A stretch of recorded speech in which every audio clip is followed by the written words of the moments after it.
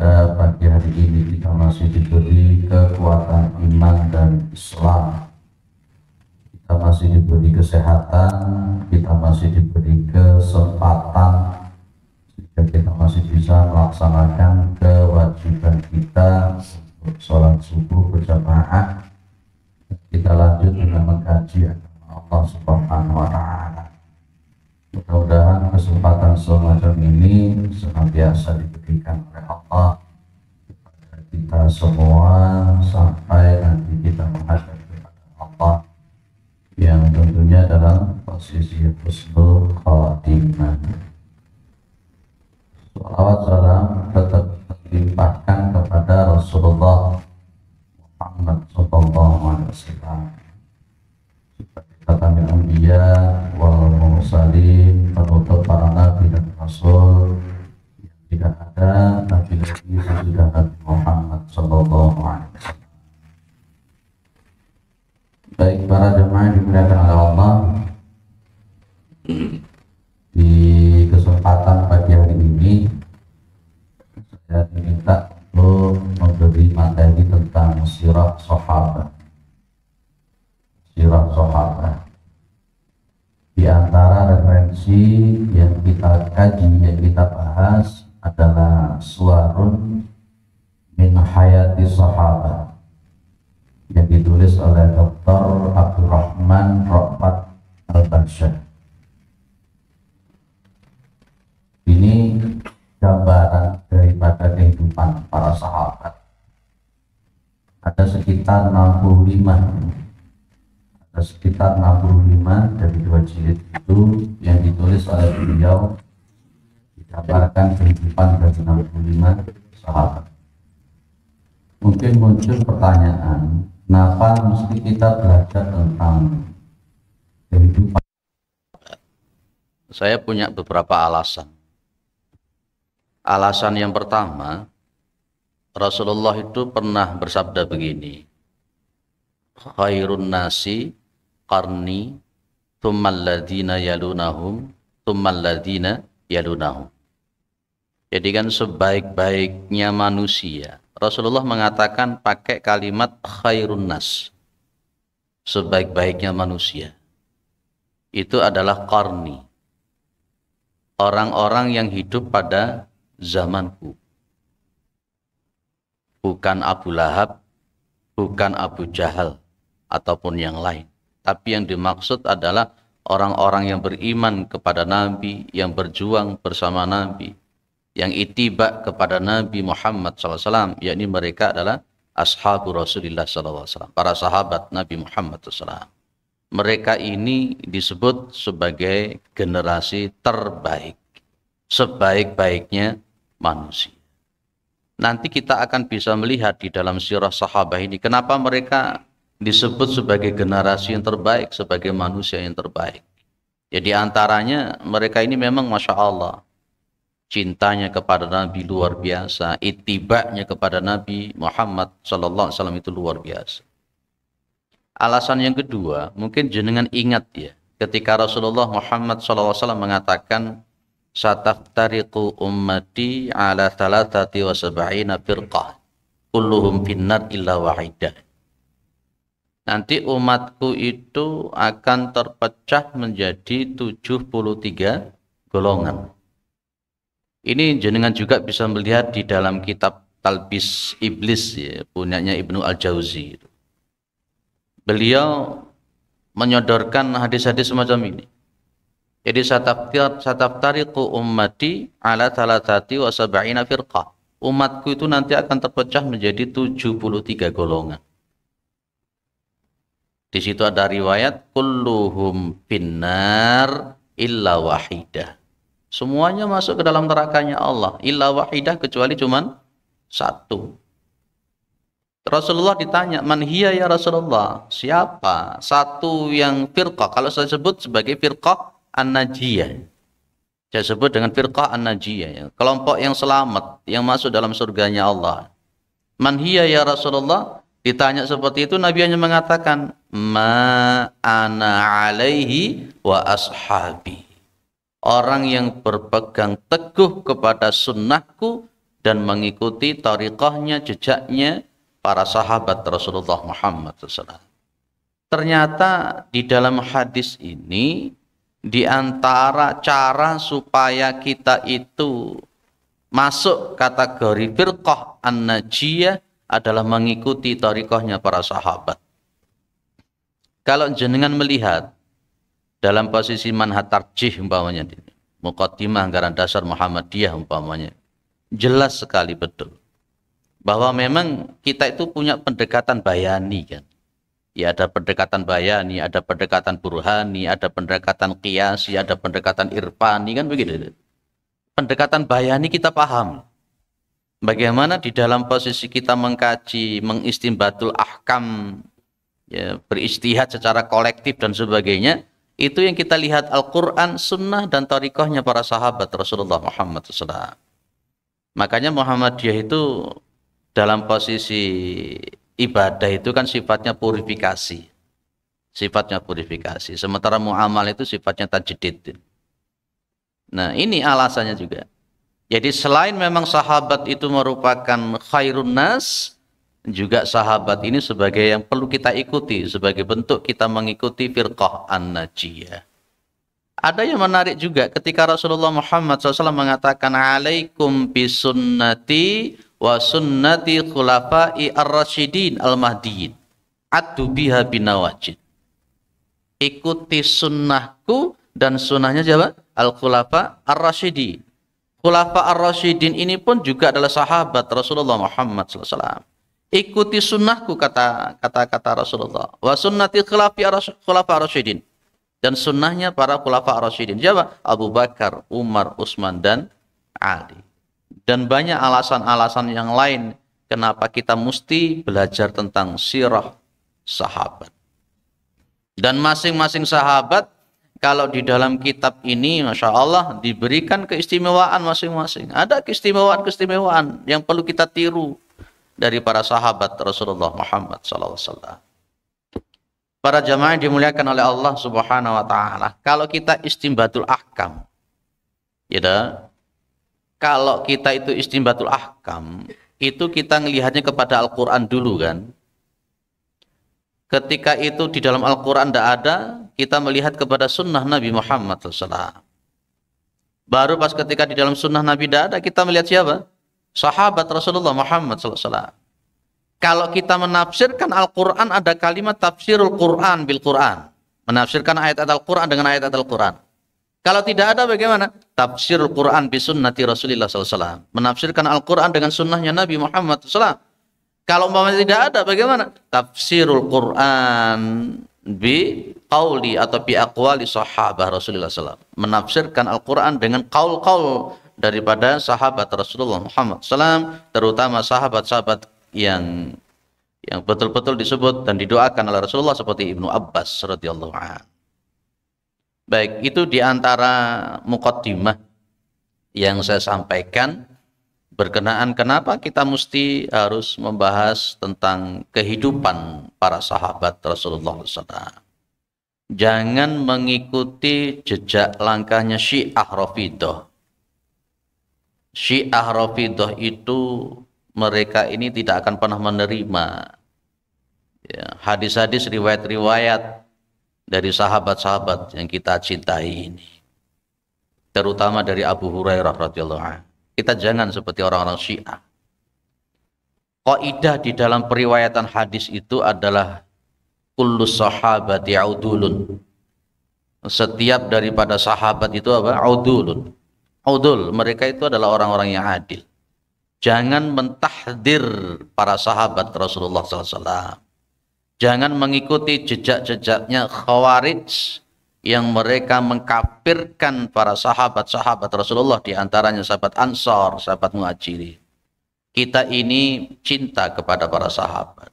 Kita mengambil faidah-faidah daripada para sahabat Rasulullah Muhammad SAW, dan Muhammadiyah berprinsip bahwa semua para sahabat itu adalah adil, dan kita ambil hadis-hadisnya.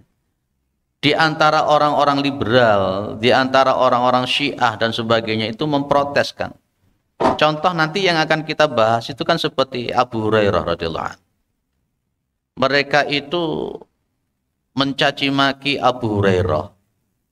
Mereka itu meragukan hadisnya Abu Hurairah. Mereka mengatakan bahwa Abu Hurairah itu masuk Islamnya belakangan, tapi kok hadis-hadisnya, riwayatnya banyak sekali. Banyak sekali. Bahkan melebihi Anas bin Malik. Padahal Anas bin Malik itu 10 tahun bersama Rasulullah menjadi pembantu pelayannya Rasulullah Muhammad SAW. Dan ternyata memang nanti kita bisa melihat di dalam sebuah kitab. Kitabnya itu namanya Ahkamul Janaiz wa Bid'ah, punyanya Nasiruddin Albani. Itu kitab yang luar biasa yang membahas tentang masalah perawatan jenazah berkenaan dengan sunnah-sunnah Nabi Muhammad SAW, dan dikaji tentang sahih dhaifnya, tentang sanadnya, matannya, tentang masalah itu. Di situ itu ada pengakuan daripada Ibnu Umar terhadap Abu Hurairah radhiyallahu anhu. Jangan buka nanti di sana tentang masalah ngelayat, apakah cuma nyolatin saja ataukah sampai kepada kuburan itu. Suatu saat itu Ibnu Umar itu kalau dia ini habis nyelawat, habis nyolati, dia pulang. Habis nyolati, dia pulang. Pas ketika ketemu dengan Abu Hurairah radhiyallahu an, Abu Hurairah radhiyallahu an memberikan tahu bahwa yang afdal, yang benar 2 qirat itu adalah mengikuti sampai ke pemakaman. Ibnu Umar ini sempat bertanya-tanya, apakah memang ini benar hadis dari Rasulullah Muhammad SAW? Kemudian Ibnu Umar itu kemudian memberikan utusan kepada Aisyah radhiyallahu anha. Apakah yang disampaikan oleh Abu Hurairah radhiyallahu anhu itu benar? Dan ternyata setelah utusan itu datang, maka utusan ini menyatakan bahwa Aisyah membenarkan apa yang dikatakan oleh Abu Hurairah radhiyallahu anhu. Akhirnya Ibnu Umar menemui Abu Hurairah. Dan Abu Hurairah mengatakan, saya ini tidak seperti sahabat-sahabat yang lain. Kalau sahabat-sahabat yang lain pergi ke pasar, jualan, muamalah dan sebagainya, saya ini hanya di serambi masjid. Makanan saya pun juga hanya dari sedekahnya dari Rasulullah Muhammad SAW, yang kita sebut dengan ahlus suffah. Sehari-harinya Abu Hurairah setiap hari selalu di situ dan mengikuti Rasulullah SAW kemana pergi, dan apapun yang datang dari Rasulullah dicatat, direkam. Maka akhirnya hadisnya Rasulullah Muhammad SAW itu yang dipahami jauh lebih banyak dari sahabat yang lain, dan itu kemudian diakui oleh Ibnu Umar yang termasuk sahabat periwayat hadis yang cukup banyak. Yang kita kenal kan sahabat yang meriwayatkan hadis yang cukup banyak siapa? Abu Hurairah, kemudian Anas bin Malik, kemudian Ibnu Umar. Ini yang diantara para sahabat yang terbanyak. Baik, itu diantara alasan-alasan kenapa kita belajar sirah sahabat. Ngajinya berarti ngaji cerita kan gitu ya. Biasanya kalau ngaji cerita itu menina-bobokkan. Ya betul ya Pak. Ngaji cerita itu biasanya menina-bobokkan. Diceritani gitu. Apalagi kalau pas ketika cerita itu munyer-munyer gak selesai-selesai, lebih cenderung membuat pendengarnya jadi tertidur, apalagi pada subuh semacam ini. Ya, maka ayo kita kuatkan niat kita. Memang kita datang ke sini adalah untuk mengkaji orang-orang terbaik yang dikatakan oleh Rasulullah Muhammad SAW. Baik, untuk sementara saya ngajinya itu manual ya, tidak pakai slide. Biasanya saya kalau ngaji mesti saya pakai slide. Jadi dari kitab itu saya ambil, kemudian saya taruh di PowerPoint. Ya, saya jadi teringat kata-katanya Rocky Gerung. Kalau orang itu, Rocky Gerung loh, bukan saya itu. Kalau orang itu ngajinya pakai PowerPoint itu biasanya orang yang tidak punya power dan tidak punya poin, katanya beliau itu. Jadi biasanya kalau pakai PowerPoint biasanya dari kitab itu saya foto, di scan, kemudian kita taruh di PowerPoint. Biasanya begitu. Tapi untuk pertemuan pertama ini kita langsung saja manual. Nanti referensi yang bisa jenengan buka di rumah, dipelajari itu kitabnya namanya Suwarun min Hayati Sahabah. Gambaran dari kehidupan para sahabat, tulisan daripada Dr. Abdurrahman Ra'fat Basha. Dan nanti beliau ini pun juga menulis tentang min suwarun min hayatil tabi'in. Ini beliau juga akan menulis seperti itu juga nanti. 65. Kira-kira katamnya kapan, Pak Yai? Kapan katanya? Saya ngisi tafsir juz amma di Sulfat, Rahmat Sulfat itu sampai hari ini tidak katam-katam. Baru sampai Mutafifin nggak selesai-selesai. 8 tahun lebih. Ya, memakai kitab punyanya Syekh Al-Utsaimin. Syekh Al-Utsaimin. Nggak selesai-selesai. Ya karena penafsiran secara lafdiyah. Penafsiran secara lafdiyah dan kemudian dikomparasikan dengan kitab-kitab tafsir yang lain. Baik, ini 65 sahabat. Saya nanti membahasnya tidak cerita tok gitu. Nanti akan saya ambil di antaranya sabda-sabdanya Nabi, nasihat-nasihat Nabi kepada sahabat tersebut dan keistimewaan-keistimewaan beliau itu supaya kita tidak bosan nanti. Supaya kita tidak bosan. Baik. Di dalam kitab ini yang terbahas pertama kali adalah Anas bin Malik Al-Ansari. Dinamakan Al-Ansari karena beliau ini bukan sahabat yang ikut hijrah dari Mekah ke Madinah. Beliau orang Yathrib atau orang Madinah.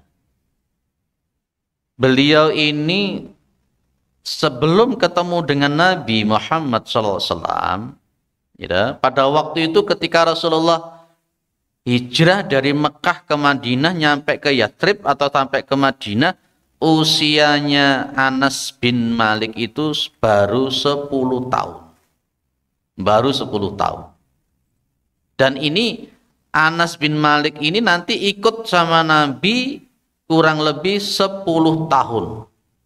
Hidup bersama Nabi. Makanya memang Anas bin Malik itu betul-betul paham tentang rumah tangganya Nabi, tentang bagaimana bersucinya Nabi.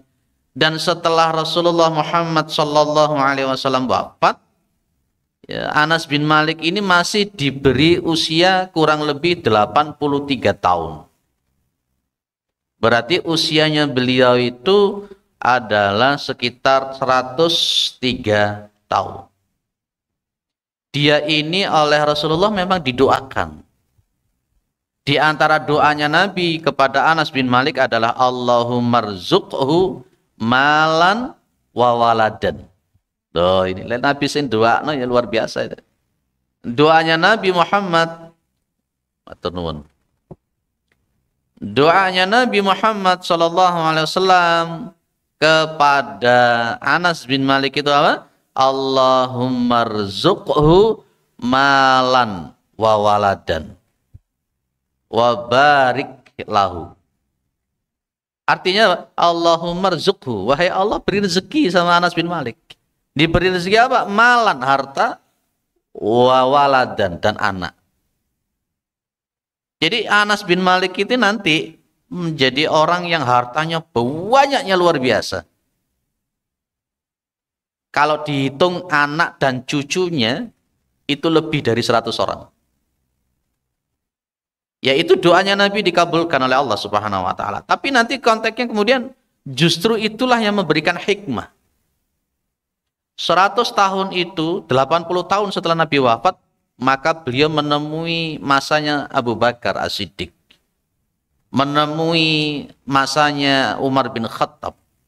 Menemui masanya Utsman bin Affan, menemui masanya Ali bin Abi Thalib. Maka di dalam sebuah riwayat itu Anas bin Malik itu sempat ngomong begini. Sholaitu khalfa Abi Bakrin wa Umar wa Utsman. Ya betadiuna bilhamdillahi rabbil alamin. Ini dalil yang dipakai oleh Muhammadiyah. Saya ini sholat di belakangnya Nabi. Sholaitu khalfan Nabi. Saya sholat di belakang Nabi. Wa Abi Bakir. Maksudnya wa Abi Bakrin itu artinya nanti setelah Rasulullah wafat, beliau itu sholat pernah berjamaah di belakang Abu Bakar As-Siddiq. Ketika Abu Bakar As-Siddiq wafat, beliau mengatakan wa khalfa Umar bin Khattab dan seterusnya. Beliau mengatakan ya betadiuna bilhamdillahi rabbil alamin. Jadi Nabi, Abu Bakar, Umar, Utsman, itu pas ketika ngimami langsung alhamdulillahi rabbil alamin. Hadis yang sahih. Lupa apakah ini tidak bertentangan dengan riwayatnya Abu Hurairah? Tidak. Di himpunan putusan tarjih pun riwayatnya Abu Hurairah ditaruh ketika Abu Hurairah ngimami kemudian membaca bismillah jahar itu. Tidak ada pertentangan, tidak ada pertentangan. Maka konteksnya kayak dipakai oleh Muhammadiyah, kaidahnya itu al-jam'u bainal adillati ma amkana fahuwa wajibun. Mengumpulkan dalil-dalil sekali mampu itu dia itu hukumnya wajib. Maka ghalibnya Anas bin Malik menyebut bahwa basmalah itu disir. Nah, usia yang 103 tahun yang didoakan oleh Rasulullah Muhammad SAW, dan akhirnya kemudian para jamaah yang dimuliakan oleh Allah Subhanahu wa taala, sepeninggal Rasulullah Muhammad SAW, maka para sahabat-sahabat, terutama para sahabat-sahabat yang junior, mereka itu seringkali bertanya kepada siapa? Anas bin Malik. Beliau itu orang yang luar biasa, Pak. Beliau ini orang luar biasa.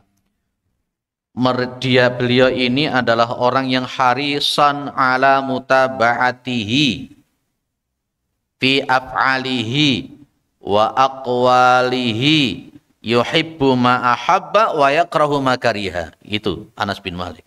Ini yang perlu kita tiru ini. Di antaranya itu. Anas bin Malik itu harisan ya ala mutaba'atihi. Kata-kata harisan atau harisun, harisin. Kalau harisun kan nasab ya. Ya, mahal nasab. Maka yang namanya Anas bin Malik ini seorang sahabat yang betul-betul ya, betul-betul punya usaha yang sangat-sangat kenceng dalam masalah apa? Ala mutaba'atihi. Ya, atas mutaba'ah. Apa mutaba'ah? Ngikut. Ittiba kepada Nabi Muhammad SAW. Ibu, bapak, ada ibunya di sana, maka tak panggil ibu. Kita itu manhaj beragama itu yang benar itu taklid atau mutaba'ah atau Pak? Mutaba'ah atau taklid yang betul? Mutaba'ah. Kenapa sih Pak Kiai Haji Ahmad Dahlan itu menyebut organisasi kita dengan Muhammadiyah? Saya berani mengatakan di mana-mana bahwa kullu muslimin Muhammadiyatun. Apa artinya? Kullu muslimin Muhammadiyatun. Setiap orang Islam itu Muhammadiyah. Karena memang posisinya manhaj beragama yang benar itu adalah ittiba'u ilan Nabi Muhammad sallallahu alaihi wasallam. Dan itu yang ditunjukkan oleh Anas bin Malik. Kita ini mutaba'ah ataukah kita itu taklid? Seringkali itu kan kalau dalam Al-Quran ada kata-kata begini. Wa idza qila lahum muttabi'u ma anjalallahu qalu bal nattabi'u ma wajadna 'alaihi aba'ana. Dan ketika dikatakan kepada mereka, ikuti apa-apa yang Allah turunkan. Ma anjalallah. Apa yang Allah turunkan? Al-Quran. Jawaban mereka apa? Qalu bal nattabi'u ma wajadna 'alaihi aba'ana. Mereka mengatakan, ya cukup dengan apa yang kami warisi, yang kami pelajari, yang kami terima dari bapak-bapak kami, dari moyang-moyang kami.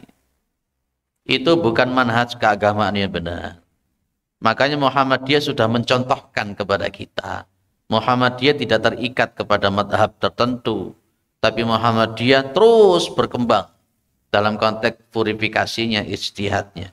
Yang kita tiru daripada Anas bin Malik radhiyallahu an, betul-betul punya greget luar biasa di dalam ittiba kepada Nabi Muhammad sallallahu alaihi wasallam.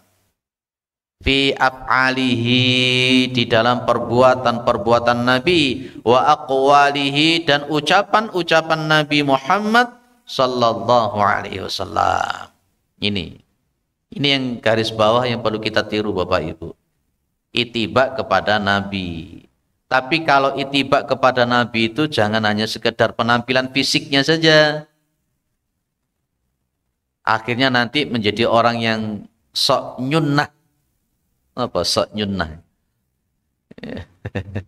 Di Kediri kemarin kita nyampaikan di sana. Kita sampai dari sana tadi malam dari Kediri itu. Di sana pun ada orang-orang tertentu yang semacam itu. Sok nyunnah, seolah-olah dia yang paling sunnah. Tapi akhlaknya nggak ngikuti sunnah. Penampilannya berupaya seperti sunnah. Cara sholatnya berupaya seperti sunnahnya Nabi. Tapi akhlaknya tidak seperti sunnah. Padahal Islam itu adalah akidah, Islam itu adalah ibadah, Islam itu adalah akhlak, Islam itu adalah muamalah dunyawiyah. Itu yang ditetapkan dalam Islam. Sholatnya bagus, penampilannya bagus. Akhirnya kalau ada orang yang tidak sesuai dengan penampilan kelompoknya ditahdir, dilokni. Tapi secara etika akhlak tidak ada. Itu bukan dalam konteks aqwa af'alihi wa aqwalihi. Terus apa lagi Anas bin Malik itu yuhibbu ma ahabba wa yakrahu ma kariha. Anas bin Malik itu menyukai, mencintai apa yang Rasulullah sukai, dan Anas bin Malik itu membenci apa yang Rasulullah Muhammad sallallahu alaihi wasallam benci. Wah, ini maka dalam Al-Qur'an ada kalimat wa ma atakumur rasulu fakhuduhu wa ma nahakum anhu fantahu. Apa yang dibawa oleh Nabi ambil, dan apa yang dilarang oleh Nabi tinggalkan. Sebenarnya kalau mau dikembangkan itu bagus, Pak. Tapi kadangkala ngucik-ngucik masalah ikhtilaf di kalangan masalah umat. Kemarin di Kediri saya tanya sama jamaah, Anda jenengan semuanya itu mengikuti kebiasaan-kebiasaan yang di masyarakat, ya toh, ataukah mengikuti sunnahnya Nabi Muhammad SAW? Kalau mengikuti sunnahnya Nabi Muhammad SAW, berarti siap-siap untuk kuping itu panas. Siap-siap kuping itu panas. Tapi kalau kita mengikuti kebiasaan-kebiasaan di masyarakat yang keluar dari kaedah-kaedah yang ditetapkan oleh syariat Islam, ya sudah, akhirnya hilang itu akidah. Maka Rasulullah menyebut kal qabid alal jamr, seperti memegang bara api. Saya guyoni akhirnya, kita ini jadi Musa atau kita itu jadi Munu? Musa, kalau Musa itu apa? Musa itu banyak orang mengatakan, Ustadz ada Musa ya. Musa itu apa? Saya bilang, Musa itu Muhammadiyah Salafi. Muhammadiyah sing mabu-mabu Salafi. Kalau Munu apa? Saya bilang, Munu itu ya Muhammadiyah NU. Ya Muhammadiyah sih tetap mabu-mabu NU. Nah, ya. Makanya saya bilang kepada Pak Yaizan kemarin seketika ditelepon, kira-kira PDM terima ndak saya di sini?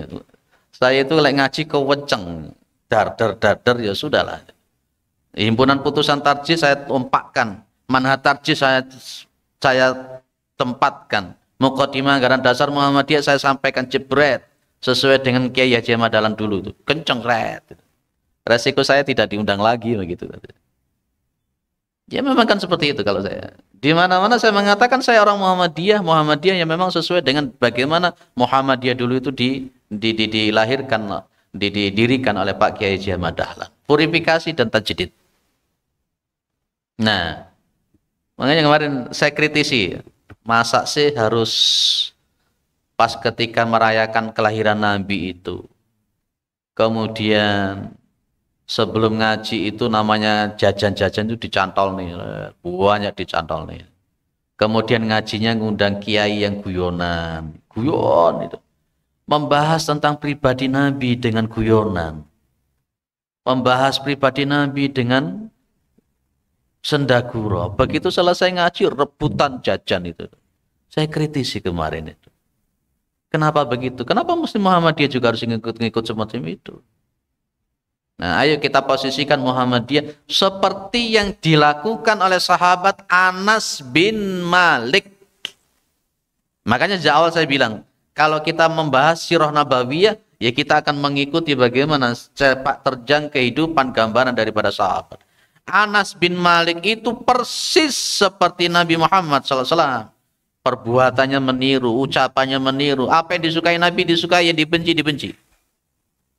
Makanya pas ketika Umar bin Khattab, coba jenengan buka kitab namanya Min Akhlaqis Salaf.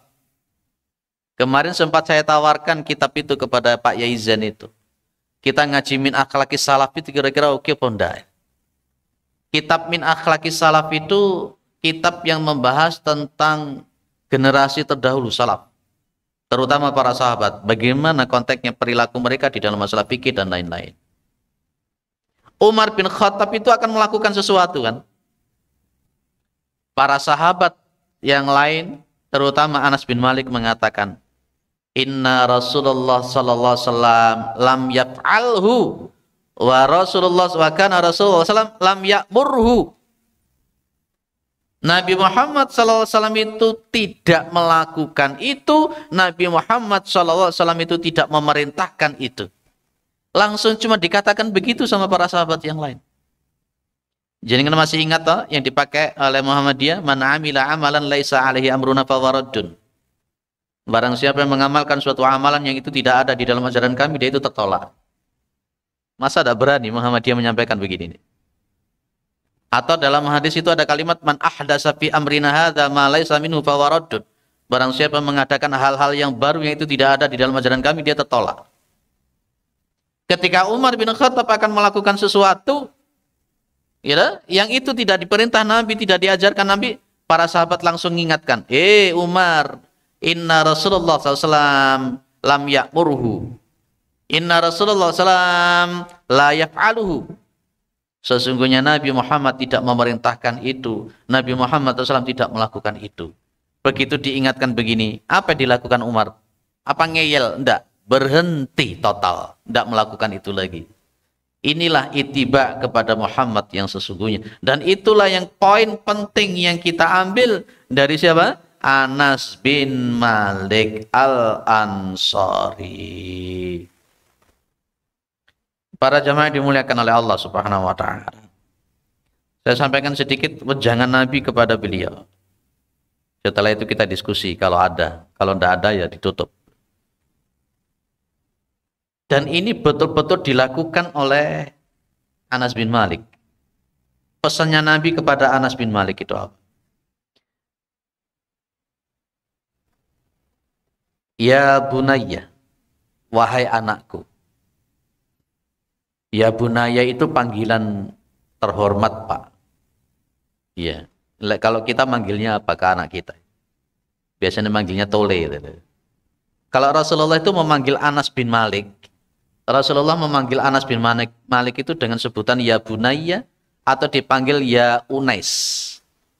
Panggilan kemanjaan kepada seseorang anak kecil, ya Unais. Itu namanya kalau dalam bahasa Arab tasghir namanya. Tasghir. Kayak Hirrotun menjadi Hurairah.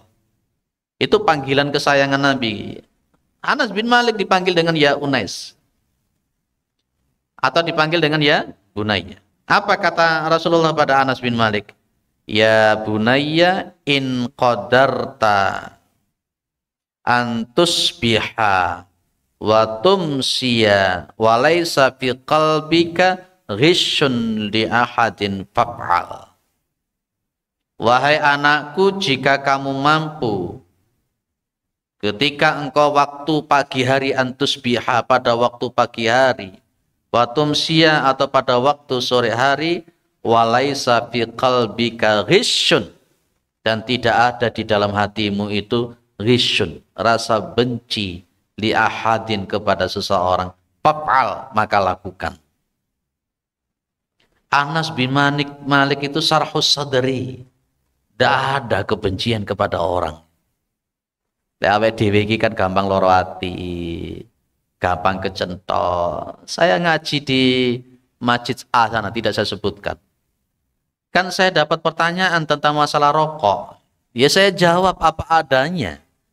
Terutama dengan fatwanya Muhammadiyah tentang masalah rokok. Setelah kita ini bahas masalah rokok, lah kok ternyata setelah itu purik gak gelem ngaji meneh. Ini kan ya repot juga model begitu. Kalau memang kita ngaji kemudian ada yang tersinggung dengan ucapan sabda yang disebut Nabi atau apa, kemudian purik gak ngaji. Ah, ini mohon maaf, ini mentalitas tempe saya bilang. Ya, sahabat-sahabat Rasulullah itu dicaci maki, diiloni gila, dia jangan apa, biasa buat mereka. Kalau di dalam konteks majelis taklim ilmiah, kemudian ada pendapat-pendapat yang tidak sesuai dengan apa yang kita pahami selama ini, itu biasa, Pak. Makanya kemarin saya bilang, di Kediri kemarin saya bilang, orang itu merubah keyakinannya dia selama ini setelah dia itu mengerti kebenaran yang sejati, dia berubah kemudian meninggalkan keyakinannya dia yang sebelumnya, itu orang yang luar biasa dan itu berat. Selama ini kita yakin A, B, C, D, E. Begitu ngaji ustadznya menyampaikan A, B, C, D, E lagi. Bahkan bertentangan dengan A, B, C, D, E. Ini dalilnya begini, sunahnya begini. Itu biasa. Dan kalau orang itu kemudian hijrah kembali mengambil kepada yang lebih benar, itu berat dan itu orang yang luar biasa. Kebanyakan kita ini bukan meninggalkan keyakinan kita yang bertentangan selama ini, tapi kebanyakan kita itu mempertahankan keyakinan kita walaupun sudah dikasihkan dalil sedemikian rupa. Itu yang disebut dengan batorul haqqi. Dan itu adalah ciri daripada kesombongan. Maka kemudian Nabi Muhammad juga mengatakan apa? Ya bunayya inna dzalika min sunnati. Wahai anakku, sesungguhnya demikian itu merupakan sunnahku. Yakni Rasulullah kebiasaannya tidak pernah benci sama orang. Tidak pernah benci sama orang. Wa man ahya sunnati faqad ahya. Barang siapa yang dia itu menghidupkan sunnahku, faqad ahabbani, maka sungguh dia itu telah mencintai aku. Ternyata di sini, Anas bin Malik diberi pesan cara mencintai Nabi Muhammad SAW itu adalah menghidupkan sunnahnya Nabi Muhammad SAW. Bukan hanya sekedar sholawatan tok. Terakhir sebagai penutup, salah satu takmir di masjid yang biasa kita ngisi, itu ada orang tidak pernah sholat. Ditegur, ditanya, kenapa sampean kok gak pernah sholat? Jawabannya dia enteng. Mau ngaku iki bendina wis sholawatan. Wis atus-atusan saya sholawatan. Sudah ewonan setiap hari saya itu sholawat. Saya yakin dapat syafaat dari Nabi Muhammad SAW. Itu jawaban yang muncul. Muhammadiyah tidak mengajarkan begitu. Baik, itu sekilas tentang Anas bin Malik. Ya, biar cepat khatam kitabnya. Yang kita ambil poin-poinnya saja. Jadi Anas bin Malik itu usianya berapa tadi Pak? 103 tahun. Hidup bersama Rasulullah mulai usia 10 tahun. Sampai Rasulullah wafat. Dan Anas bin Malik ini orang yang paling cinta kepada Rasulullah, mencintai Rasulullah, mengikuti sunnahnya Nabi. Betul-betul itibak kepada tingkahnya Nabi, ucapan Nabi, dan seterusnya. Dan para sahabat-sahabat Rasulullah Muhammad SAW, kemudian banyak yang mengkaji keilmuan, bertanya keilmuan tentang Anas bin Malik. Mudah-mudahan kita bisa mengikuti, meniru jejak daripada Anas bin Malik. Karena tadi sudah sejak awal saya mengatakan, bahwa kita mengikuti sahabat itu perintahnya Nabi Muhammad sallallahu alaihi wasallam. Monggo ada yang didiskusikan atau yang menambahkan. Monggo Pak.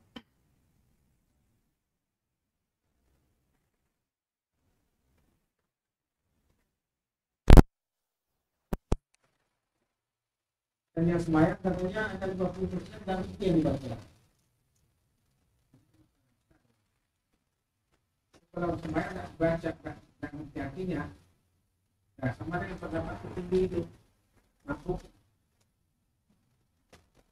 Nah, itu gimana? Saya pernah tanya sama kepala SPP dan di SMP.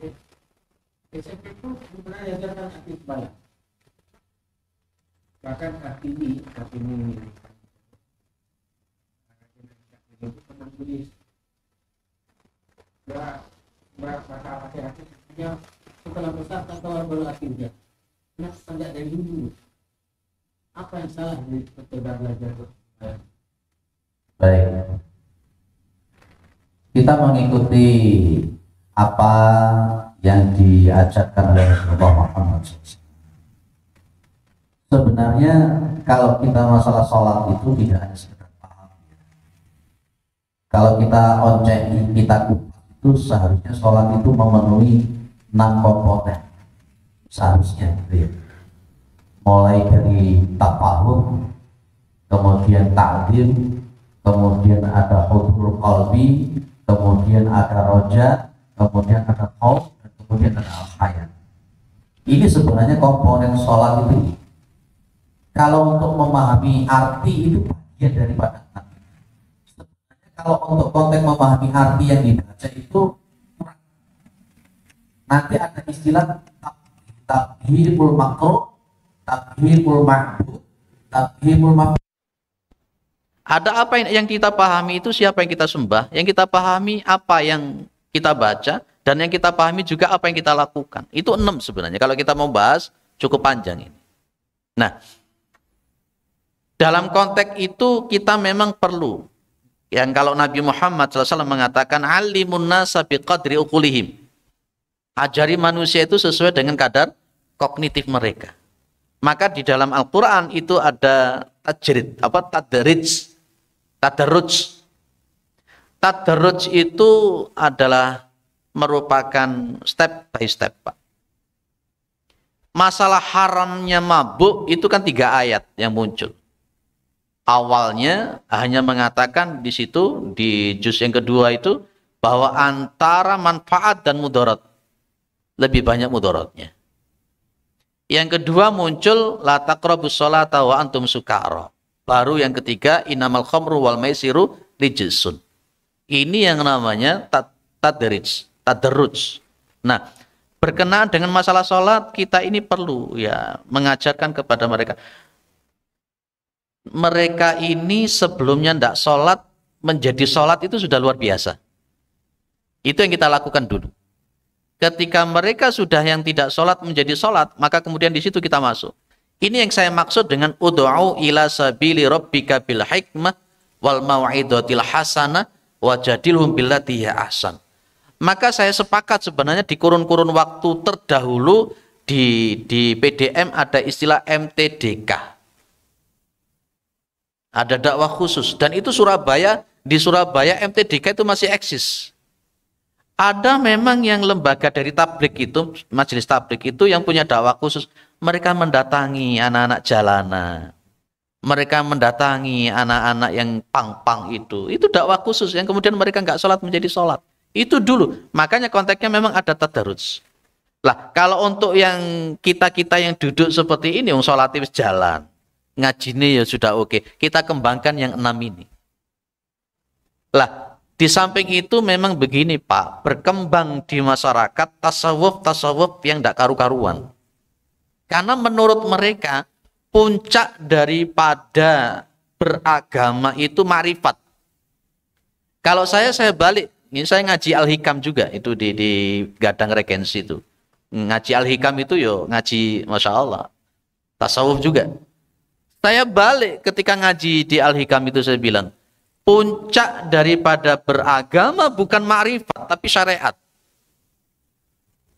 Kalau seseorang itu mengaku dirinya itu ma'rifat, kenal sama Allah, paham sama Allah, maka dia pasti akan mengenal apa itu perintah Allah, apa itu ketundukan kepada Allah, dan dia akan mengenal kepada Nabi Muhammad SAW. Sehingga saya bilang sama jamaah di Gadang Regensi itu, patokan bertasawuf itu Nabi. Orang yang paling makrifat adalah Nabi. Orang yang paling berhakikat adalah Nabi. Tapi Nabi Muhammad SAW itu sholat sampai kaki beliau bengkak. Dalam 1 rakaat beliau, dalam riwayat Hudzaifah ibnu al-Yamani, beliau sanggup sholat menghabiskan Al-Baqarah, An-Nisa, Ali Imran dalam 1 rakaat. Jenengan buka nanti di kitab Riyadhus Shalihin. Saya yakin Pak Yai Haris sudah nyampaikan di sini tentang Riyadhus Shalihin itu. Itu ya. Jadi Memang, mohon maaf, kadangkala memang ada salah pembelajaran. Saya 21 tahun jadi guru itu mengamati betul. Kalau di tempat saya, sholat itu nomor satu. Kalau umpamanya sebelum duhur, anak-anak sudah kita opera-opera untuk masjid, sholat. Setengah 7 tet sudah harus masuk ke masjid untuk sholat duha. Jam 7 kurang seperempat sampai setengah 8, ngaji sampai setengah 8, ngaji hafalan dan sebagainya. Dan kemudian kita dirikan MBS di situ, pondok di situ.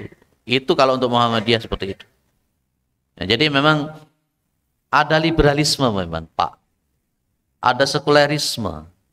Dan saya yakin, makanya saya sering kali bertanya sama jamaah-jamaah yang lain, kita ini sebenarnya dalam posisi perang atau enggak sih kita ini? Karena Rasulullah Muhammad SAW pernah mengatakan, yushiku bikumul umam antada'a alaikum kama tada'a ala qalata ila qas'atiyah. Hampir semua umat itu akan menyerang. Gitu. Dan kita dikondisikan, ini dikatakan oleh Rasulullah, kita itu seperti makanan yang di qas'ah, di piring yang gede itu. Kayak rebutan, dikuyo-kuyo dan sebagainya. Sampai para sahabat mengatakan, wa min qillati nahnu yauma idzin ya Rasulullah. Apakah jumlah kami itu cuma sedikit ya Nabi? Nabi mengatakan apa? Bal antum yauma idzin katsir. Justru jumlah kamu pada waktu itu sangat banyak. Walakinnakum kaqutsai asail. Tapi jumlah kalian itu seperti buih yang ada di sungai, di lautan itu. Dan ternyata yang bikin mati jihadnya kita, ghirahnya kita itu adalah hubbud dunya wa karahiyatul maut. Itulah makanya kemudian ada program-program yang luar biasa, Pak. Makanya Samuel Alzheimer, ya, Pak Yai Zen kenal ya Pak Samuel Alzheimer. Ya. Belum ketemu kan ya. Samuel Alzheimer itu seorang zending misionaris yang luar biasa. Ketika dia akan mengutus anak buahnya, Samuel Alzheimer cuma mengatakan begini, kamu tidak punya kewajiban untuk memasukkan orang Islam ke Yahudi, ke Nasara. Tidak wajib. Tapi kewajiban kalian adalah bagaimana menjauhkan orang Islam dari agamanya. Tidak pahamnya orang Islam dengan agamanya. Yaitu, akhirnya kita yang tidak paham dengan agama kita sendiri, kita yang tidak paham dengan syariat kita sendiri, gampang diotak-atik. Tapi ketika ustadznya itu ngisi yang kenceng model begini, wah ini radikal ini. Melo-melo radikal, ngomong radikal juga. Saya memang radikal dari dulu, Pak. Ramah, terdidik dan berakal gitu aja. Itu ya. Nanti kalau ngaji sama saya ngasih materi yo kenceng begini, der gitu ya. Ya, Pak, sepakat apa enggak? Supaya enggak ngantuk jenengan. Saya ngaji subuh ya begitu. Kencengin begitu. Halo? Oh.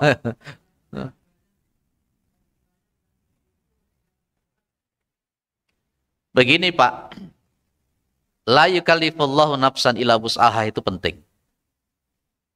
Di situ ada kalimat doa, Rabbana la tu'akhidna in nasina aw akhtana. Rabbana wala tahmil alaina isran kama hamaltahu 'alal ladzina min qablina.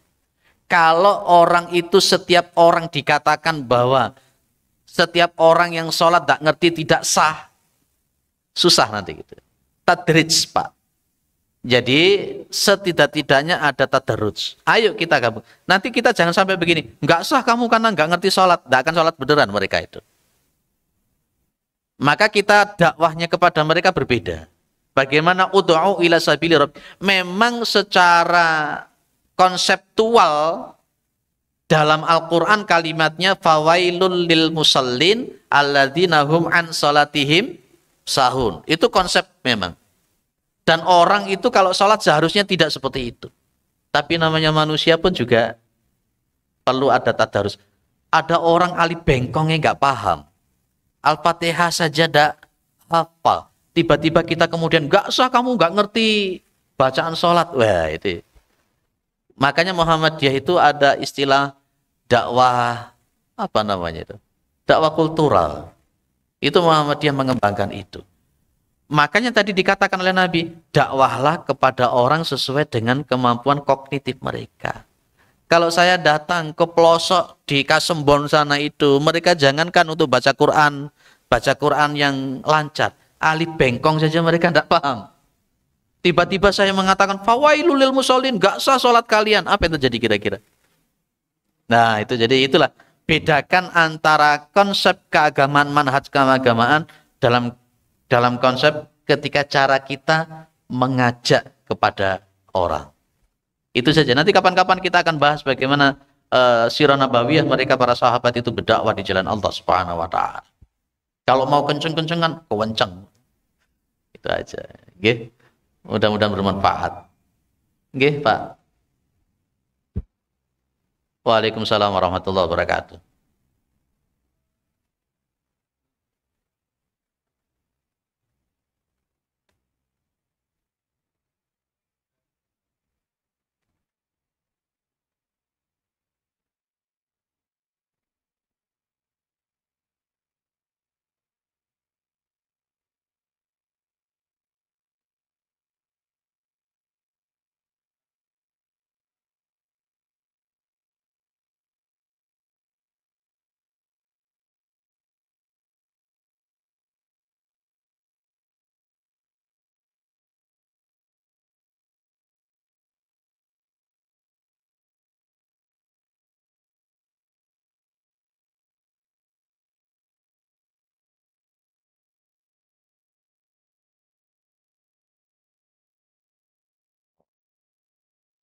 Baik.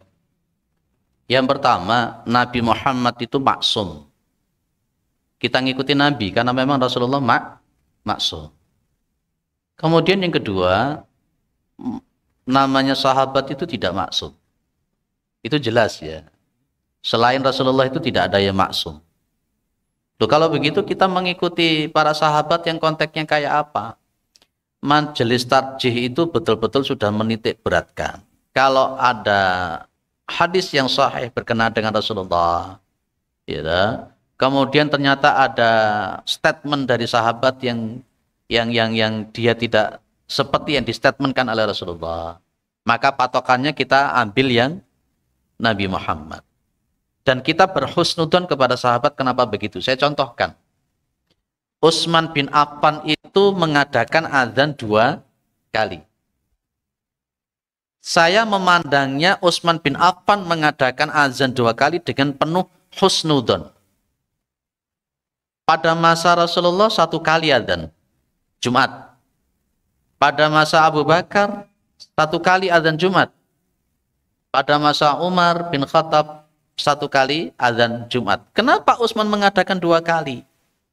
Kita husnudonnya itu berkenaan dengan sabdanya Nabi, alaikum bisunnati wa sunnati khulafai ar-rasyidin. Karena Utsman bin Affan itu termasuk khulafa ar-rasyidin. Dan kenapa Utsman bin Affan itu mengadakan azan 2 kali? Oh, ternyata di situ ada ilatnya. Maka kaidahnya al-hukmu yaduru ma'ilatihi wujudan wa adaman.